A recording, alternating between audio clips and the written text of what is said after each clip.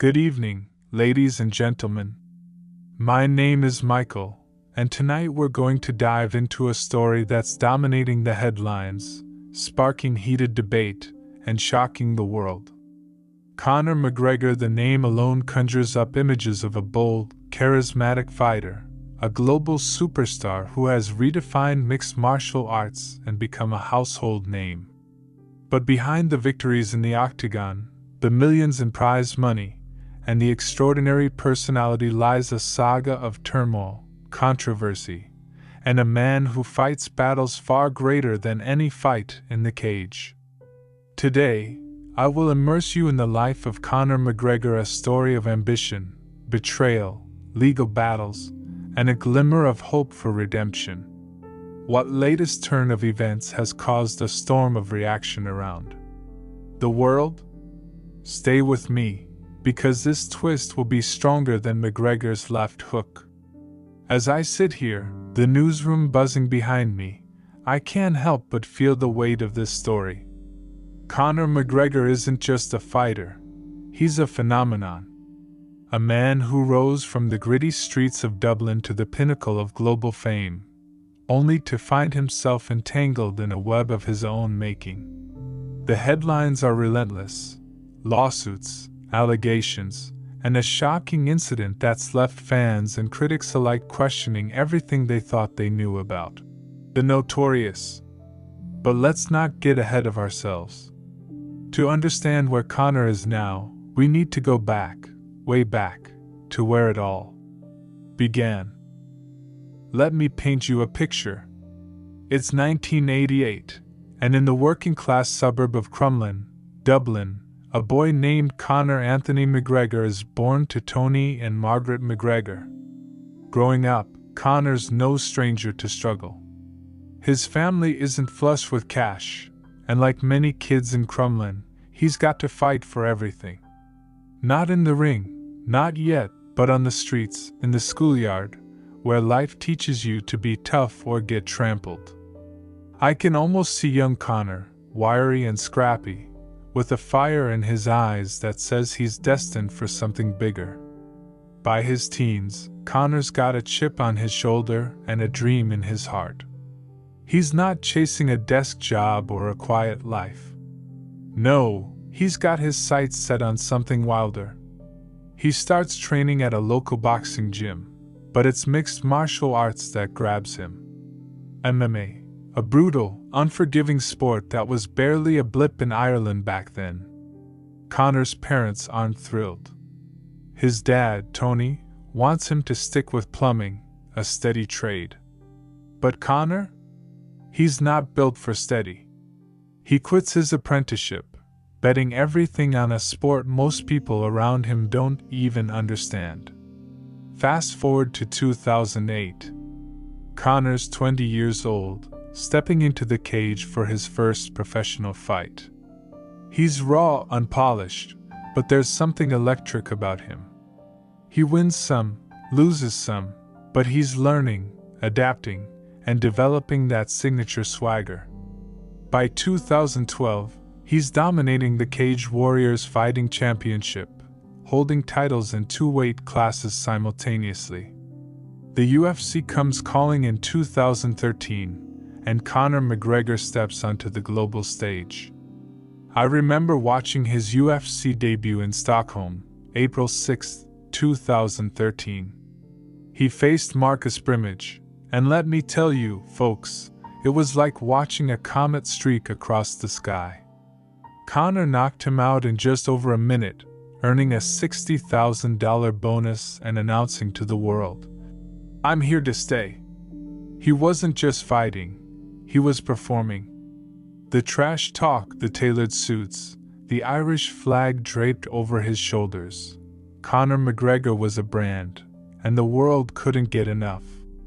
By 2015, he's the interim featherweight champion, knocking out Chad Mendes at UFC 189 in front of a roaring Las Vegas crowd. 6 months later, he faces Jose Aldo, a legend undefeated for a decade. 13 seconds. That's all it takes for Conor to land the left hand and claim the undisputed featherweight title. 13 seconds to etch his name in history. The next year, he adds the lightweight belt, becoming the first UFC fighter to hold titles in 2 divisions at once. Pay-per-view records shatter. Forbes names him one of the world's highest-paid athletes. Proper No. 12 Whiskey, his business venture, becomes a global sensation. Conor McGregor isn't just a fighter, he's a cultural juggernaut. But here's the thing about meteors, folks. They burn bright, but they can crash hard. And for Conor, the cracks were already starting to show. As I sift through the headlines, the story of Conor McGregor takes a darker turn. Success, it seems, comes with a price, and for Conor, that price was steep. By 2016, he's not just fighting opponents in the octagon, he's battling the weight of his own fame. The money's pouring in, but so are the controversies. And let me tell you, they hit like a storm. It starts with the infamous bus attack in April 2018. Conor, enraged after a confrontation between his friend Artem Lobov and rival Khabib Nurmagomedov, storms a UFC media event in Brooklyn. He and his crew hurl objects, a hand dolly, a guardrail, at a bus carrying fighters, shattering windows and injuring athletes. It's chaos, pure and simple. I can still hear UFC President Dana White's voice on Fox Sports 1, calling it disgusting. Conor turns himself into the NYPD, facing charges of assault and criminal mischief. He cuts a plea deal, avoiding jail but paying restitution and taking an anger management course. "I'm thankful to the DA and the judge for allowing me to move forward," he says at the time. But the damage is done. The world starts to see a different Conor, not the charismatic showman, but a man spiraling. Then come the allegations. In early 2019, reports surfaced that Irish authorities are investigating Conor for an alleged sexual assault in a Dublin hotel in December 2018. Another complaint follows in October 2019, this time claiming he assaulted a woman in a car outside a pub. Conor denies both, and no criminal charges are filed, but the whispers grow louder. I can feel the tension in my chest as I read these reports. This is Conor McGregor, the man who inspired a nation, now tangled in accusations that threaten to unravel everything. The legal troubles don't stop there. Driving violations pile up, speeding in 2017, reckless driving in 2022. His sports cars impounded, his license revoked. And then there's the business side. Artem Lobov, his longtime friend and training partner, sues him for $7.5 million, claiming he was promised a 5% stake in Proper No. 12 Whiskey. The lawsuit paints a picture of betrayal, a friendship shattered over money. Conor fires back on social media, mocking Lobov, calling him a rat. The court rules in Conor's favor, but the feud leaves a bitter taste. By 2021, Conor's in the octagon again, facing Dustin Poirier at UFC 264. But disaster strikes. 8 seconds from the end of the first round, Conor steps back, his ankle snaps, and he collapses. A broken tibia ends the fight, and Poirier walks away with the victory. Conor's sidelined, his comeback delayed, and the world wonders if the Notorious will ever return. But the real storm is yet to come. In November 2024, a civil jury in Dublin finds Conor liable for sexually assaulting Nikita Hand in a Dublin hotel in 2018. The verdict hits like a thunderbolt. Nikita, a hairdresser and mother, testifies that Conor pinned her to a bed, put her in a chokehold, and assaulted her after a night of heavy partying.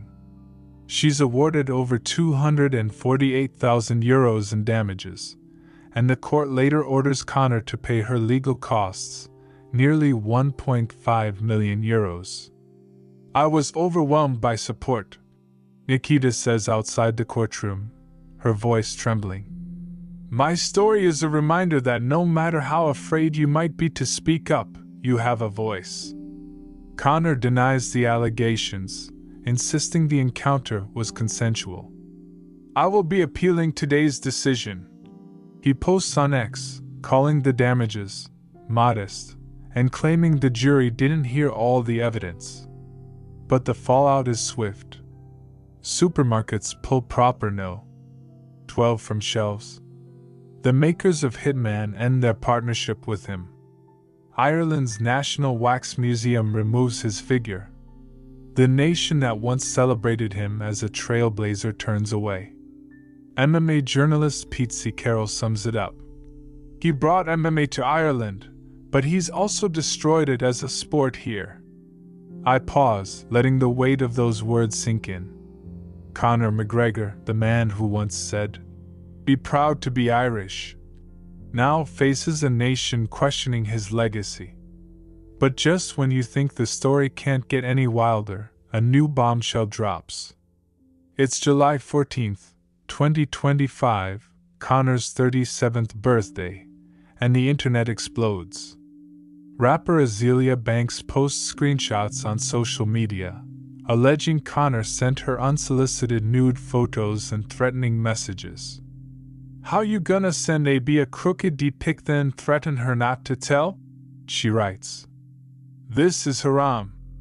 Aren't you trying to be the president of Ireland? The posts go viral, and fans are stunned. Conor's response? A cryptic birthday message on X. Happy birthday to me!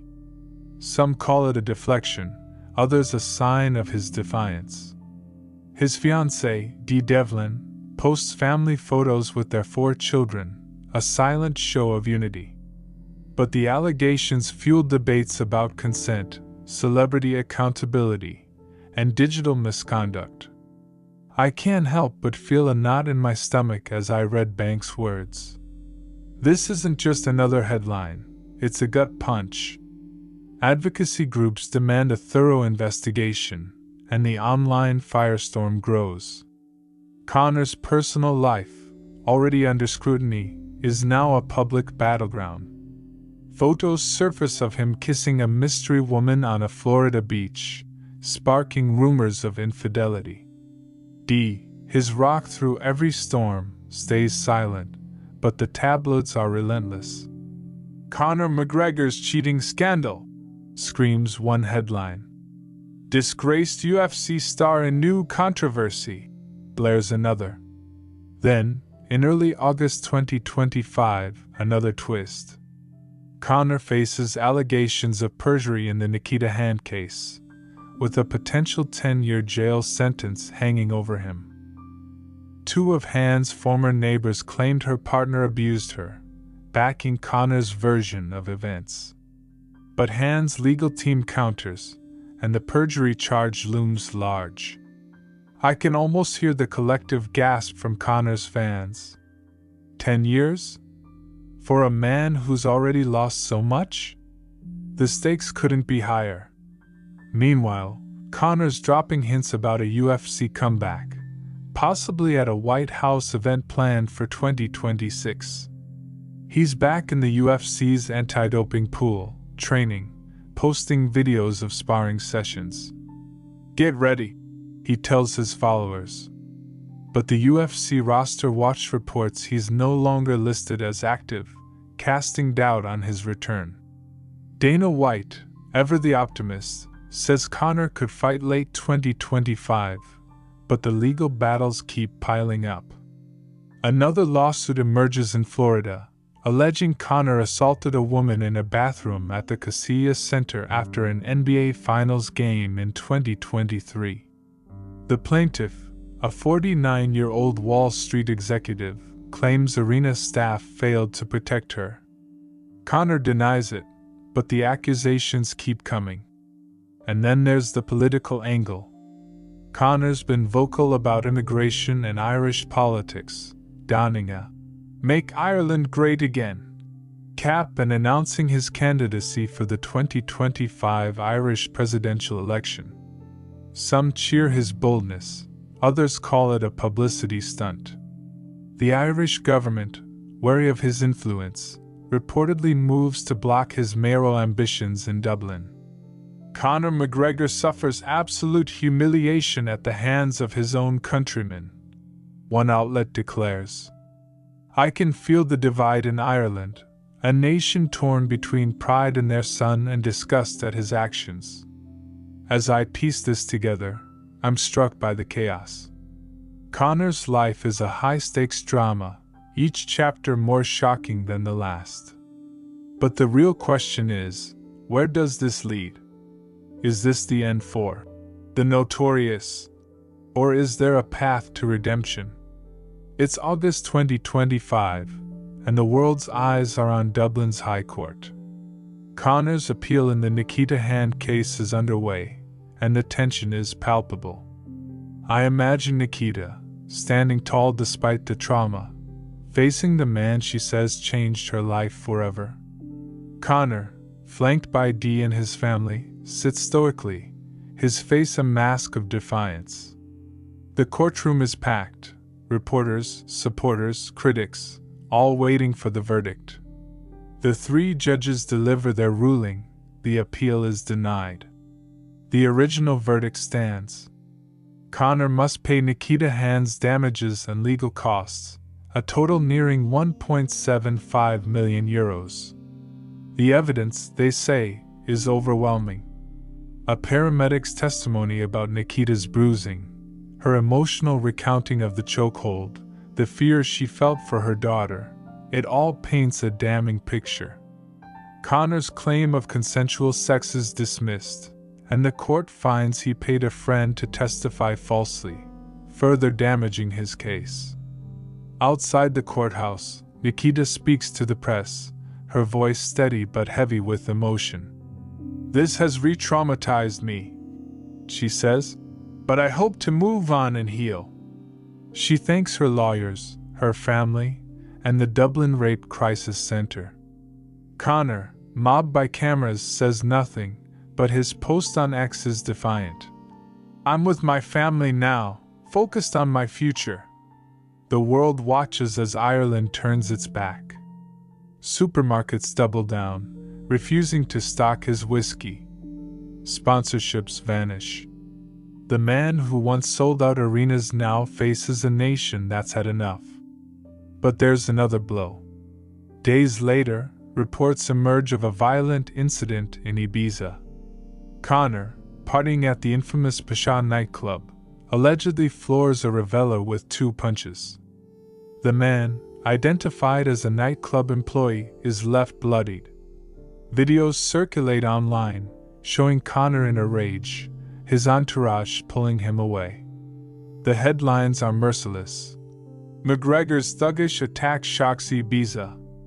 Fans who once cheered his bravado now call for accountability. "He's a danger," one ex-user writes. "Ireland's had enough of his nonsense," says another. I can feel my heart racing as I read these accounts. This is Conor McGregor, the man who inspired millions, now reduced to tabloid fodder. His empire, the whiskey, the endorsements, the UFC legacy, is crumbling. And yet there's a part of him that refuses to back down. He's still posting, still training, still talking about a comeback. But can he outrun his past?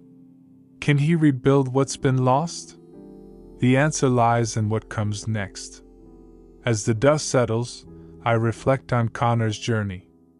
The boy from Crumlin who dared to dream big, who conquered the UFC, who became a global icon, he's still there, somewhere beneath the scandals. But the road to redemption is steep, and Conor's at a crossroads. The legal battles aren't over. The Florida lawsuit looms, and the perjury allegations could change everything. A 10-year sentence would end his career, his political ambitions, his freedom. Yet there's a flicker of hope. Conor's back in the gym, training with a focus we haven't seen in years. Videos show him sparring, lean and sharp, the fire in his eyes undimmed. He's talking about the White House event, a chance to fight on the grandest stage yet. "I'm coming back," he tells his followers. "Watch me." Dana White, ever loyal, hints at a matchup with Michael Chandler or Nate Diaz, a trilogy fight that could reignite Conor's career. Khabib Nurmagomedov, his old rival, offers a surprising olive branch. He can redeem himself if he changes how he's living. It's a rare moment of grace from a man who once choked him out. On the personal front, Dee Devlin remains his anchor. Despite the rumors, the photos, the scandals, she's by his side, posting about their family, their love. "We're stronger than ever," she writes, sharing a photo of Conor with their kids. It's a reminder that beneath the headlines, there's a man fighting for more than just a title. He's fighting for his family, his legacy, his place in a world that's turned against him. Ireland, too, is watching. Some still believe in him. Luke Keeler, a Dublin boxer, says, "People don't give him credit. He made a huge impact." Others, like Pete Carroll, see a cautionary tale. "He changed Ireland," Carroll says, "but at what cost?" The nation's divided, but there's a chance, slim but real, for Conor to rewrite his story. As I wrap up tonight's story, I'm left with a mix of emotions. Shock at the allegations, sadness at the fall, hope for a comeback. Conor McGregor's life is a roller coaster, a saga of triumph and tragedy. He's a man who's soared to impossible heights and plummeted to unthinkable lows. But if there's one thing I've learned about the Notorious, it's that he never stays down for long. Will he rise again? Will he reclaim his throne, or will the weight of his past crush him? Only time will tell. Thank you for joining me on Dollars and Dreams.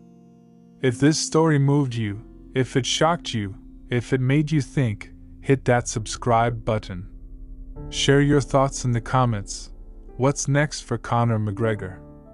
Until next time, I'm Michael, and this is Dollars and Dreams. Stay tuned.